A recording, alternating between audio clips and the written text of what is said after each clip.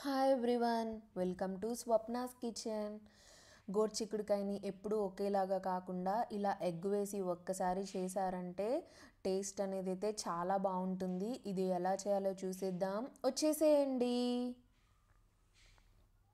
First మనమైతే ఎగ్స్ని fry చేసుకోవాలండి. దానికి నేనైతే ఇక్కడ 4 ఎగ్స్ని ఇలా చక్కగా బీట్ చేసుకొని ఒక బౌల్లో వేసుకుంటున్నాను. నేను తీసుకున్న గోరుచిక్కుడుకాయలు వచ్చేసి 1/2 kg. ఇక్కడ నేను 4 ఎగ్స్ తీసుకుంటున్నాను.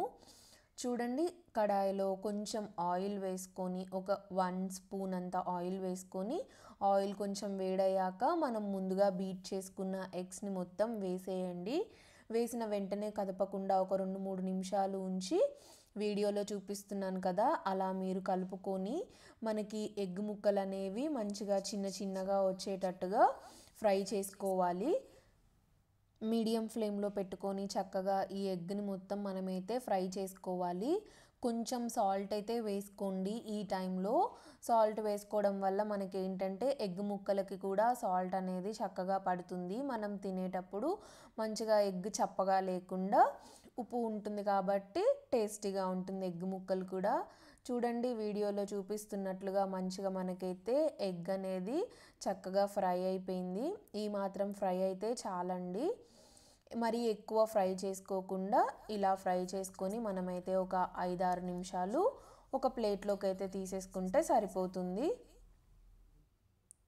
ఉత్తి గోరుచిక్కుడుకాయ అయితే పిల్లలు ఒక్కొక్కసారి తినడానికి మారం చేస్తారు కదా. అదే ఇలా వెరైటీగా మనము ఎగ్తో చేసామనుకోండి, వాళ్ళకి ఆ ఎగ్ కూడా కర్రీలో కనిపిస్తూ ఉంటుంది కాబట్టి ఏదో ఇంట్రెస్టింగ్గా చేసింది మా మమ్మీ కర్రీ అనేసి వాళ్ళు తింటూ ఉంటారనమాట. సో ఇలా నేనైతే ఎగ్ ఫ్రైని మొత్తం ఒక ప్లేట్లోకి తీసేసుకుంటున్నాను. దీన్ని పక్కన పెట్టేసుకుందాము.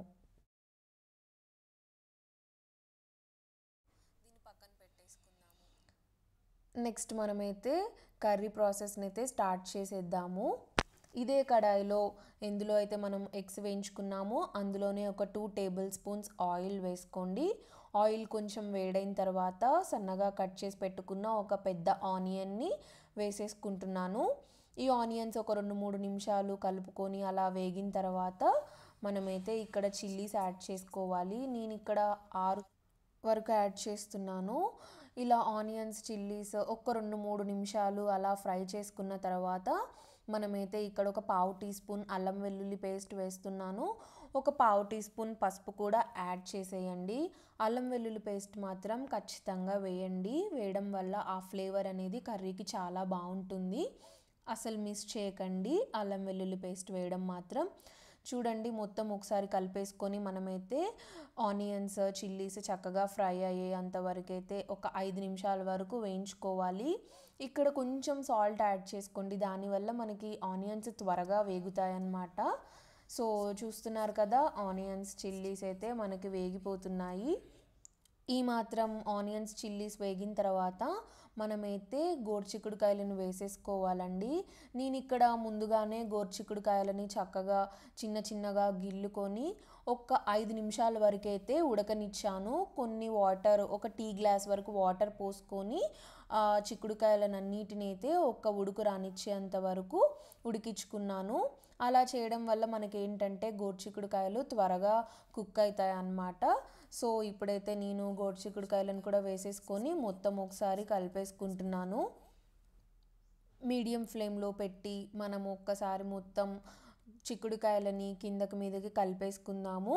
కలిపేసుకొని కొద్దిగా సాల్ట్ అయితే యాడ్ చేద్దాము. దానివల్ల మనకి చిక్కుడుకాయలు అనేవి మంచిగా మగ్గుతాయి అన్నమాట. ఉప్పు వేసాం కదా, సో ముక్కలకు మంచిగా ఉప్పు పడుతుంది. మీ రుచికి తగినంతగా ఉప్పు అయితే వేసుకొని ఇప్పుడు సిమ్లో పెట్టేసి చిక్కుడుకాయలను అయితే కొంచెం సేపు మగ్గనిద్దాము. ఒక 5 నిమిషాల వరకు అయితే నేను చిక్కుడుకాయలని చక్కగా మగ్గనిచ్చానండి. ఈ టైంలో మనము ముందుగా ఎగ్ ఫ్రై చేసి పెట్టుకున్నాం కదా, ఆ ఎగ్ని అయితే మనం ఇప్పుడు వేసేసేయాలి. చూస్తున్నారు కదా, ఇప్పటి నుండి మనమైతే కర్రీకి మూత పెట్టొద్దండి. మూత పెట్టడం వల్ల ఏంటంటే వాటర్ వస్తూ ఉంటాయి, దానివల్ల కూర అనేది ముద్ద ముద్దగా అయిపోతుంది. మనకి ఇది కొంచెం ఫ్రై లాగా ఉంటేనే బాగుంటుంది అన్నమాట. అందుకని ఇక్కడ నుండి అయితే మీరు మూత పెట్టకండి. మనం ఎగ్ ముక్కలు కూడా వేసేసుకొని మొత్తం ఒకసారి కలిపేసుకొని ఇంకొక 5 నిమిషాలు అయితే మగ్గనిద్దాము. కూర మొత్తం అయితే సిమ్లోనే వండండి, లేకపోతే మాడిపోయే ఛాన్సెస్ ఉంటాయి. సో ఇక్కడ ఒక 5 నిమిషాల తర్వాత చిక్కుడుకాయలు మగ్గుతూ ఉన్నాయి. ఈ టైంలో మనమైతే కారం యాడ్ చేసేసుకోవాలి. కారం మీ స్పైసీనెస్కి తగ్గట్టుగా వేసుకోండి. ఆల్రెడీ చిల్లీస్ కూడా వేసుకున్నాను కాబట్టి నేను ఒక 1.5 స్పూన్ కారం అయితే వేసుకున్నాను. అలానే ఒక 1 స్పూన్ ధనియాల పొడిని కూడా వేసుకొని మొత్తం ఇలా కలుపుకొని ఇంకొక 5 నిమిషాల వరకు అయితే కూరని మగ్గనిద్దాము. ధనియాల పొడి కూడా కంపల్సరీగా వేసుకోండి. దానివల్ల మనకి ఆ ధనియాల పొడి ఫ్లేవర్ అనేది మంచిగా కర్రీ తినేటప్పుడు అన్నంలో మంచిగా తెలుస్తుంది అన్నమాట. చూస్తున్నారు కదా, ఇలా ఒకసారి కలిపేసుకొని ఇంకొక 5-6 నిమిషాలు అయితే మనం కూరని మగ్గనిచ్చామంటే మన కర్రీ అయితే రెడీ అయిపోతుంది. సో చూడండి, ఒక 5 నిమిషాల తర్వాత మనకి కర్రీ అనేది పర్ఫెక్ట్గా అయింది. ఇక్కడ కొంచెం కొత్తిమీరని పైన గార్నిష్ చేసేసుకొని స్టవ్ ఆఫ్ చేసుకున్నామంటే మన గోరుచిక్కుడుకాయ ఎగ్ కర్రీ అయితే రెడీ అయిపోయిందండి. దీన్ని మనము అన్నంలోకి కానీ చపాతీలోకి కానీ తినొచ్చు. చాలా అంటే చాలా బాగుంటుంది, చాలా క్విక్గా కూడా అయిపోతుంది రెసిపీ. మీరు కూడా డెఫినెట్గా ఒకసారి రెసిపీని అయితే ట్రై చేయండి. మీకు ఎలా వచ్చిందో నాకైతే కమెంట్స్లో చెప్పండి. ఇంకా మీకు ఏమన్నా రెసిపీస్ కావాలంటే నాకైతే కమెంట్స్లో చెప్పండి. నేను డెఫినెట్గా ట్రై చేస్తాను. ఆ రెసిపీస్ని మన ఛానల్లో పోస్ట్ చేస్తాను. మీ ఫ్యామిలీస్ అండ్ ఫ్రెండ్స్కి కూడా డెఫినెట్గా మన రెసిపీని షేర్ చేయండి. Thank you for watching our video. Do like, share and subscribe అండి. బాయ్.